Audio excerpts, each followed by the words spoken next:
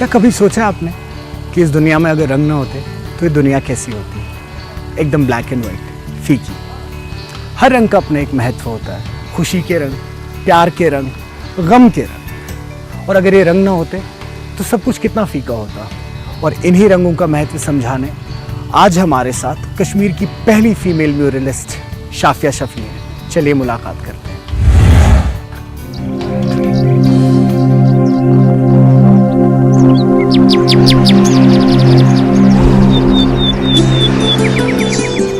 Art आप किसी भी फॉर्म में देखें, वो हमेशा आपको पीस ही देता है। कलर्स के साथ होती हूँ मैं, कुछ और सोच ही नहीं रही हूँ। ये इमोशंस थे मेरे जो मैं दिखा रही थी।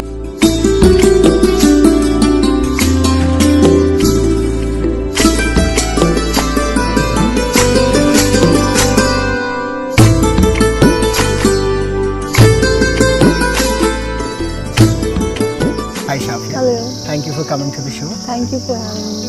अच्छा शाफिया, ये बताएं कि आर्ट कैसे हुआ? मतलब आज का एक ऐसा दौर जहाँ पे हम इंजीनियर्स, सॉफ्टवेयर इंजीनियर्स और MBBS के पीछे लगे हुए हैं, तो आर्ट कैसे? आई गेस मैं जब स्कूल में थी तब से स्टार्ट हुआ। मैं थोड़ा स्केच करती थी, पेंट करती थी initially. And I remember my art teacher, वो हमेशा बोलती रहती थी कि आप करते नहीं हो, आप अच्छा कर सकते हो बट करते नहीं हो। अच्छा लगता था, कलर्स अच्छे लगते थे, ब्राइट कलर्स देखने पसंद थे, तो वो सब चीज़ें थी। और लाइफ आपको ऐसे ऐसे लेसन्स देती है जहाँ पे आपको देखना पड़ता है कि आप किस चीज़ से सेफ रहेंगे। तो then I again started doing it. अच्छा, तो आपने पहले साइकोलॉजी में भी डिग्री ली जी, और फिर साइकोलॉजी के बाद स्विच करना और अपने पेरेंट्स को कन्विंस करना, जी। वो कितने कंफर्टेबल थे? इनिशियली मैंने साइकोलॉजी नहीं लिया था। इनिशियली मेरा मैथ्स था इन +2, मेडिकल नॉन मेडिकल वो सब।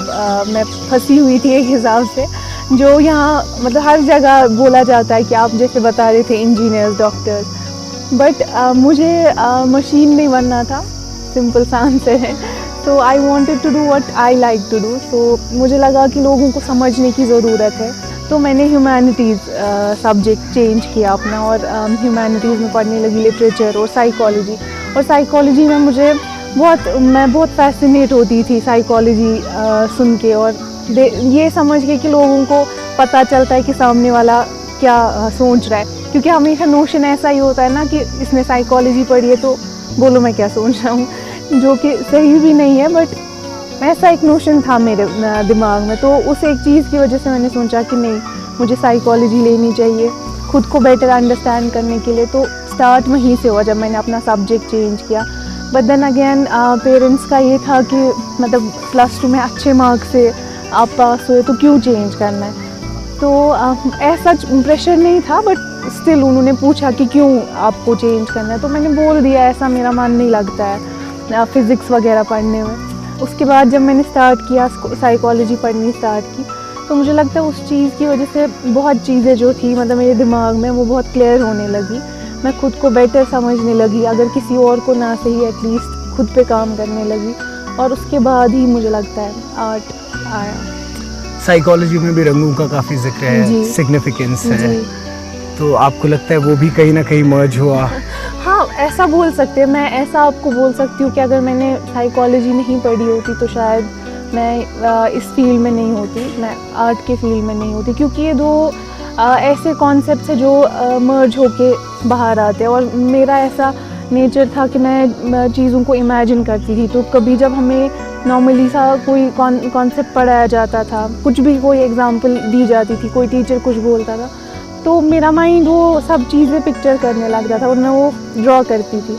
तो मुझे लगता है स्टार्टिंग में ऐसे शुरुआत हुई। और जब मुझे लगा कि मतलब मैं एक बहुत सेंसिटिव पर्सन हूँ और मैं एक्सप्रेस नहीं कर पाती हूँ खुद को, फिर I was always into colours. तो मैंने सोचा क्यों ना ऐसे ही मैं कुछ मतलब एक बार मैं ऐसे ही नॉर्मली पेंट कर रही थी, कलर्स के साथ खेल रही थी, कुछ बना भी नहीं रही थी। बट उस टाइम पे मुझे रियलाइज़ हुआ कि I am happy this time. तो मैं ये कर रही हूँ, मुझे कलर्स देखने अच्छे लग रहे हैं। एंड वो एक पॉइंट था जब मैं किसी और चीज़ के बारे में बिल्कुल भी नहीं, ऐसा होता है ना कि आप कुछ कर रहे होते हो या आप अपने काम में होते हो, but back of the mind आपको हमेशा कोई चीज़, कोई थॉट्स आ रहे होते। वो चीज़ मैंने रियलाइज़ की कि जब मैं कलर्स के साथ होती हूँ मैं कुछ और सोच ही नहीं रही होती, मतलब वो एक अलग लेवल होती है, अलग मतलब आप ट्रांस बोल सकते हैं जैसा आपने बोला। तो वो एक चीज़ मुझे वो फीलिंग मुझे हमेशा चाहिए थी। तो वैसे मैंने स्टार्ट किया, वैसे मैंने एक छोटा सा पोर्ट्रेट बनाया और अगले दिन किसी ने मुझे बोला कि अच्छा हो गया है, आपने उसमें एक अच्छी मैसेज दी थी। मुझे वो बहुत ना रिलेटेबल लगा, तो वो एक मोटिवेशन था, मैंने स्टार्ट किया बनाना और फिर मैं ऐसे डायरी मेंटेन करने लगी in the form of canvas and colours. तो हैड यू एवर थॉट कि प्रोफेशन बना लूँगी, या यू वर जस्ट प्लानिंग कि एक डायरी मेंटेन करूँगी अपने थॉट्स की? सी हॉबी तो बोला जाता है, यूजुअली मुझे भी बोला जाता है कि ये आपकी हॉबी है, मतलब नॉर्मली लोग पूछते हैं ऐसा, बट मेरे लिए हॉबी नहीं था कभी भी, क्योंकि ये इमोशंस थे मेरे जो मैं दिखा रही थी। तो हॉबी बोलना उसको बहुत छोटा लगेगा, अगर मैं उसको हॉबी बोलूँ वो बहुत छोटा वर्ड लगेगा उसके लिए। अब ये प्रोफेशन में कैसे कन्वर्ट हो गया अगर मैं आपको ये बोलूँ, वो मुझे भी नहीं पता है वो कैसे चेंज हो गया वो एक बिज़नेस में। बट विद टाइम जब मैंने काम करना स्टार्ट किया और मैं सेल्फ पोर्ट्रेट्स करती थी, तब मेरा बिल्कुल भी कॉन्सेप्ट नहीं था कि मैं इसको एज बिज़नेस लूँगी, क्योंकि मैं मास्टर्स किसी और चीज़ में कर रही थी। बट अगेन मुझे लगता है मेरा नेचर ऐसा था कि मैं हमेशा से वो ना हेल्प करना चाहती थी लोगों की। तो मुझे लगा था काउंसलिंग एक ऐसा फील्ड है जहाँ मैं लोगों को मतलब हेल्प कर पाऊँ। बट फिर ये चीज़ हो गई तो मुझे लगा कि मुझे पहले हेल्प की ज़रूरत है, तब जाके मैं किसी की हेल्प कर सकती हूँ। तो फिर ऐसे स्टार्ट हो गया और फिर प्रोफेशन में ये तब कन्वर्ट हो गया जब किसी ने मुझे एक पोर्ट्रेट का ऑर्डर दिया था and he paid me for it. और मैंने उसको बोला मुझे पेमेंट नहीं चाहिए, मैंने तो ऐसे ही बनाया। बट ही सेड नहीं, आपको लेना चाहिए, आपने मेहनत की है इस पर, ये आपका हक है। So that was my first order, it was a small portrait.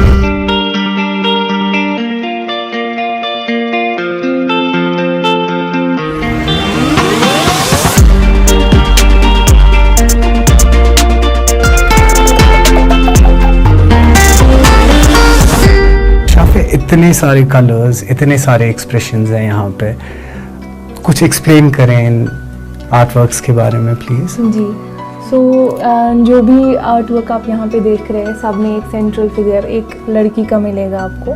सो वो एक हिसाब से मेरी रिफ्लेक्शन है हर एक लड़की की जो सोसाइटी में ग्रो हो रही है, उसके एक्सपीरियंस से शेप हो रही है, उसकी लाइफ शेप हो रही है, उसके बारे में है।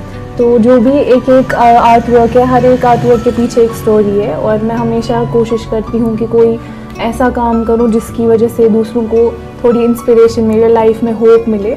तो हर एक आर्ट वर्क के पीछे एक स्टोरी है। जैसे ये एक आर्ट वर्क है, ये मैंने कोविड के टाइम पे बनाया था, जहाँ पे एक कपल था, उनकी एक पिक्चर बहुत वायरल हुई थी। वो एक दूसरे के बिल्कुल पास थे but they couldn't hug each other because one of them was COVID positive. So ये उसके इस एक कैनवस की वो स्टोरी है। तो वो मुझे बहुत मतलब वो बहुत फील हुआ मुझे उस टाइम पे, तो वो मैंने बनाया। और ये आप देख सकते हैं, ये it has a simple message like moth to a flame. So इसमें बहुत कुछ छुपा हुआ है एक इंसान की लाइफ के बारे में, एक मतलब वो कैसे किसी चीज़ की, उसके पैशन की ओर ड्रिवन होता है। तो उस पर एक पेंटिंग है। और ये आप देख सकते हैं, मैंने इस पे डेट भी लिखा हुआ है इस पेंटिंग पे। उस दिन कुछ हुआ होता, ऐसा कुछ हुआ होता, तो आई जस्ट वांटेड टू मैं मेरे दिल को फूंक मार के गिराना चाहती थी, ऐसा कुछ है। और ये है एक लड़की, मतलब it's full of colours but still she has kept her head in Shem, और नीचे देख रही है। सो इट रिप्रेजेंट्स गिल्ट, या जो भी सोसाइटी थोपती है एक लड़की पे, उसको रिप्रेजेंट करती है। और ये ट्यूलिप एक है और इसमें नीचे से ब्लड दिख रहा होगा आपको। So it's more like spring में, बहार में खिजा का एक परफेक्ट।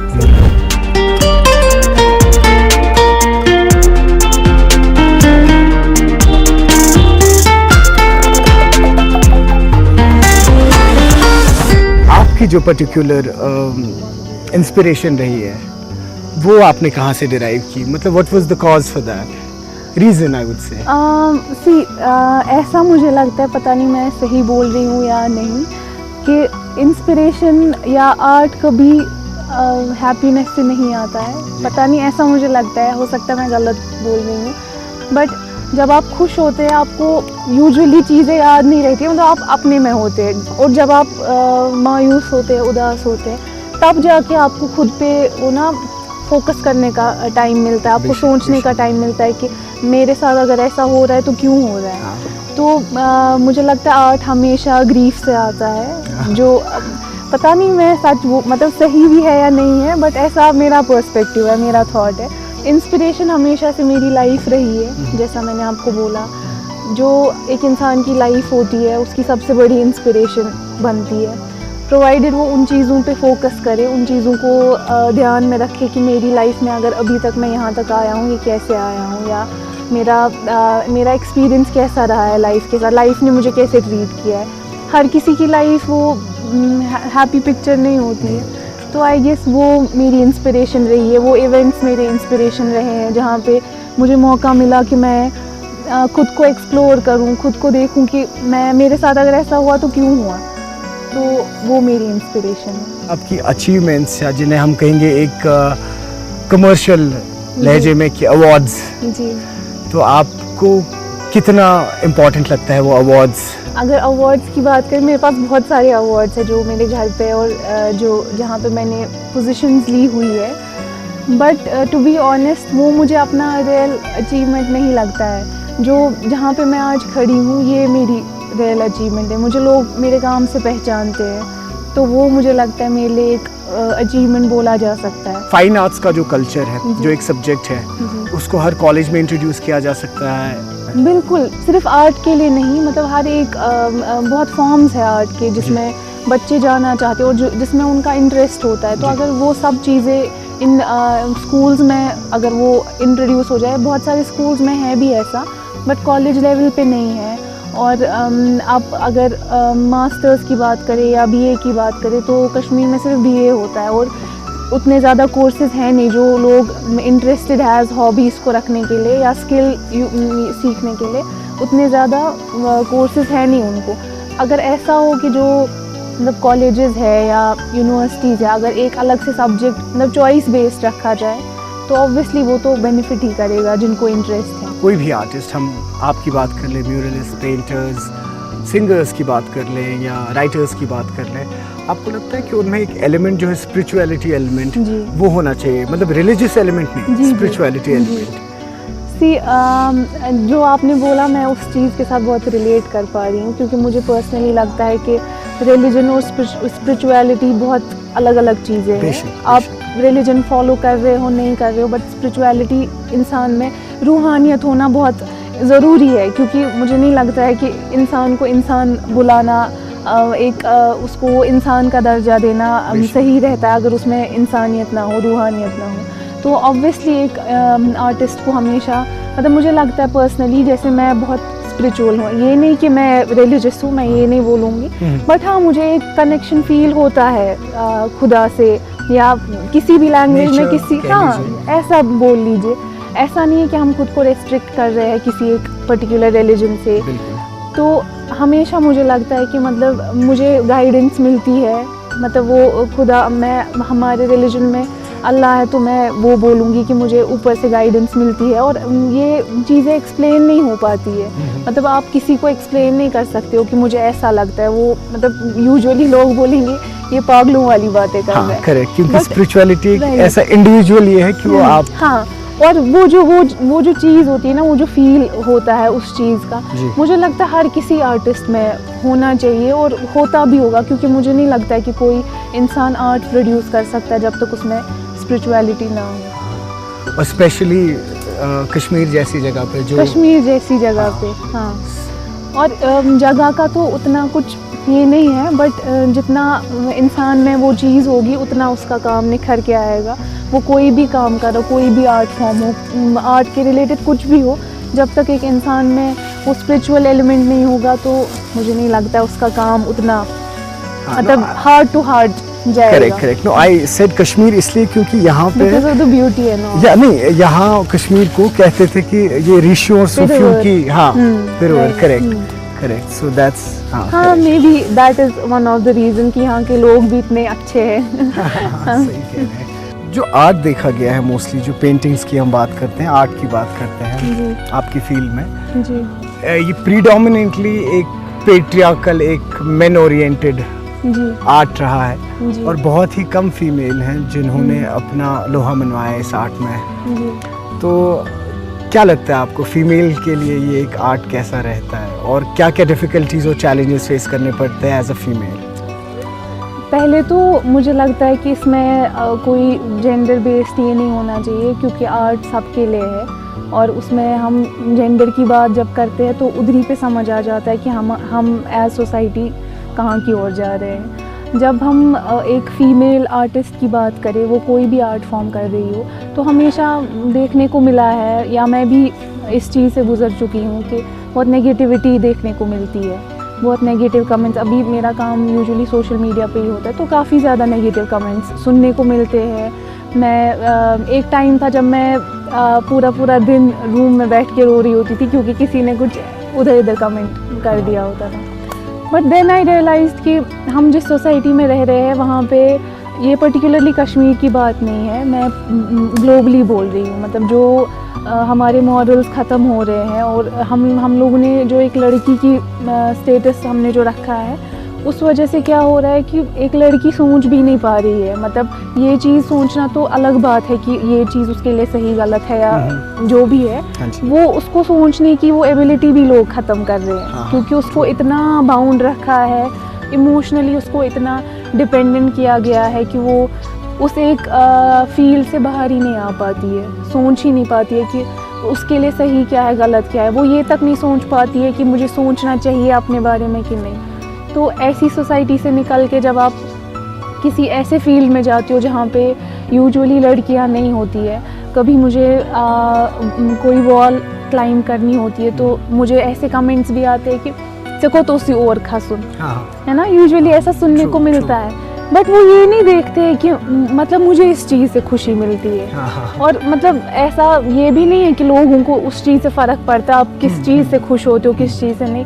तो मुझे लगता है कि इंसान को सिर्फ अपने पे फोकस होना चाहिए। आप सही हो, आपको लगता है आपके लिए कोई चीज़ सही है, you should give damn about the world, and that is the philosophy I am on to. मैं हमेशा यही सोचती हूँ। मैं बहुत सेंसिटिव हूँ, बट अब मैं कोशिश कर रही हूँ कि मैं खुद को स्ट्रॉन्ग करूँ मेंटली।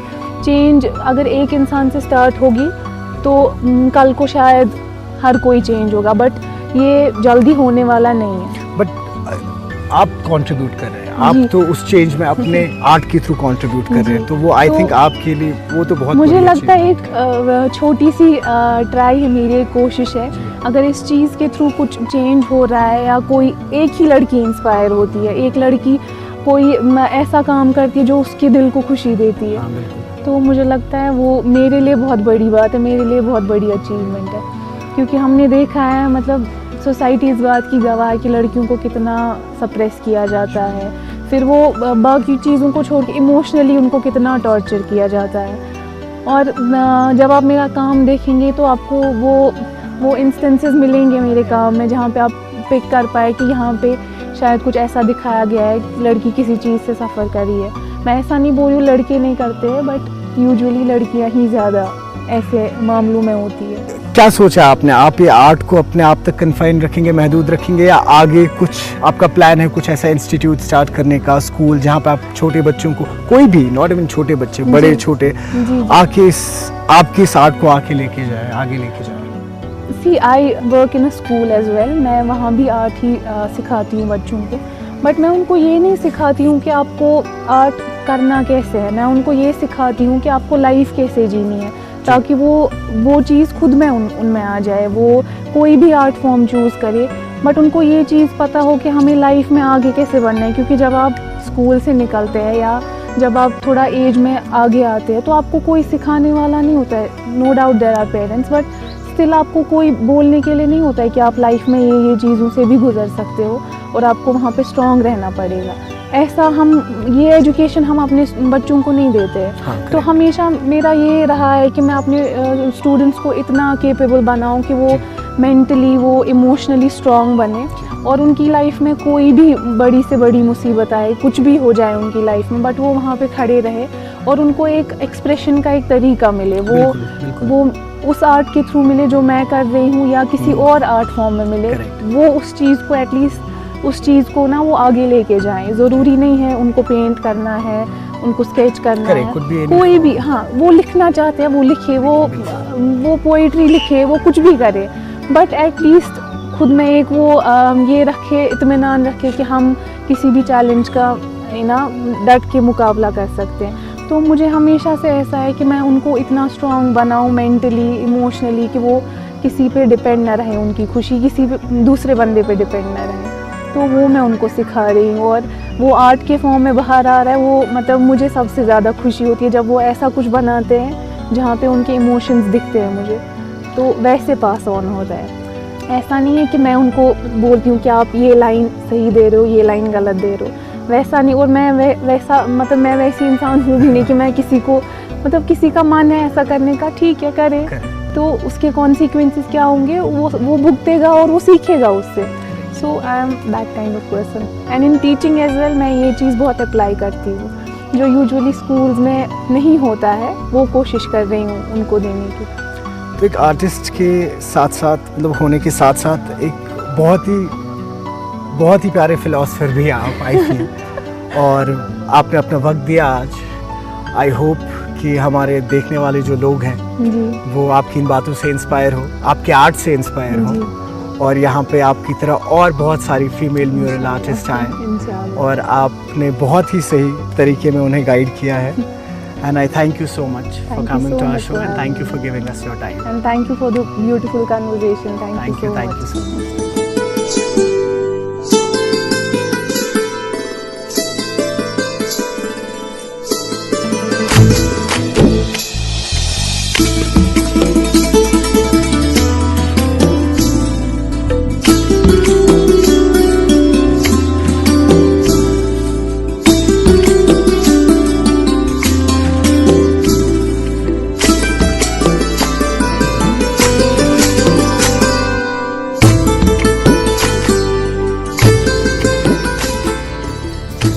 तो उम्मीद करते हैं आपको आज की ये मुलाकात पसंद आई होगी। शाफिया जैसी कई लड़कियां हैं जो अपने रंगों की तलाश में हैं और ये भी सोचते हैं कि कहीं ना कहीं उन्हें इस एपिसोड के थ्रू एक होप, एक उम्मीद मिली होगी। ऐसे कई सारी इंस्पिरेशनल स्टोरीज लेके मिलेंगे अपने अगले एपिसोड्स में। तब तक दीजिए अपने होस्ट को इजाज़त। आदाब।